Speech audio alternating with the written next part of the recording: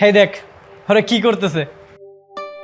কিরে স্কুলে যে ঠোঁটে লিপস্টিক দেওয়া নিষেধ জানিস না? কেন রে, তোরা লাগাবি লিপস্টিক? আয় লাগিয়ে দি।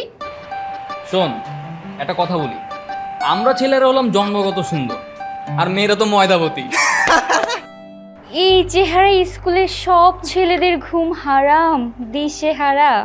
হ্যাঁ ঘুম হারাম, কিন্তু সৌন্দর্যে নয় মামনি, তোমাদের এই ভূতঙ্কর চেহারার ভয়ে।